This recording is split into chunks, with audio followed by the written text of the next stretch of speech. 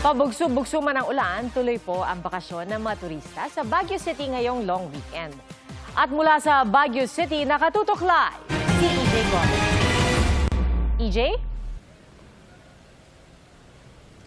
Pia, mas marami ng bakasyonista dito sa Baguio City ngayong araw. At nakikita naman natin, mas mabigat na ang daloy ng trapiko. Ganyan yan, kahit napabugso-bugso pa rin ang malakas na ulan. Ang Baguio City LGU naman, naka-full alert pa rin para sa paparating na bagyo. Maaraw na ngayong araw sa Baguio City kumpara kahapon. Pero pabugso-bugso pa rin ang malakas na ulan na di alintana ng mga bakasyonista. Sa Burnham Park, enjoy pa rin ang mga nagbabike. Ang Botanical Garden naman ang pinasyalan ng pamilya ni Rizan na mula Cavite. Pangalawang balik na po namin, ma'am. May mga bago na po kaming nakita. So mas maganda na po yung experience ngayon sa loob. Kahit maulan at saka pagi, para kami nasa Amerika, feel na feel namin. Fur babies naman ang bitbit ng pamilya Piol sa kanilang pamamasyal. Family na namin sila.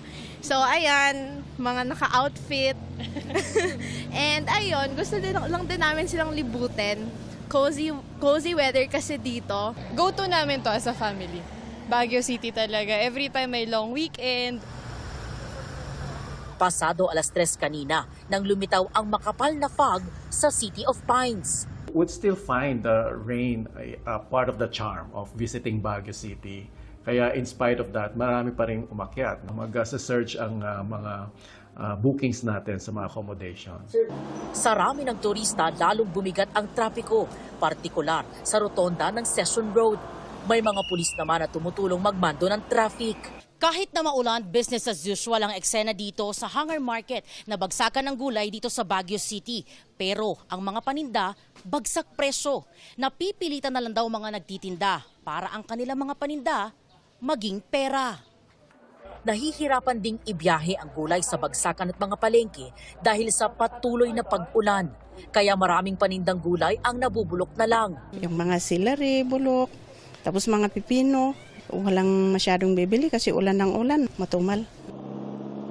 Patuloy naman ang pag-aayos ng mga nasirang kalsada gaya sa Upper Session Road para maibsan ang mga posibleng soil erosion at pagguho ng lupa. May crew tayo na umiikot and then may monitoring tayo with all the 128 barangays. And then we have also set up a virtual EOC, Emergency Operations Center, para mas madali ang reporting system natin. Bumubuhos ngayon, balik-balik.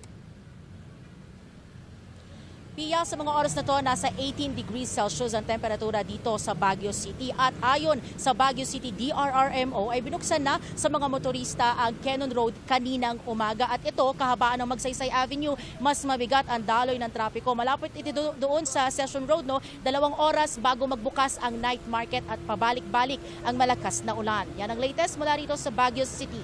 Pia? Maraming salamat, EJ Gomez.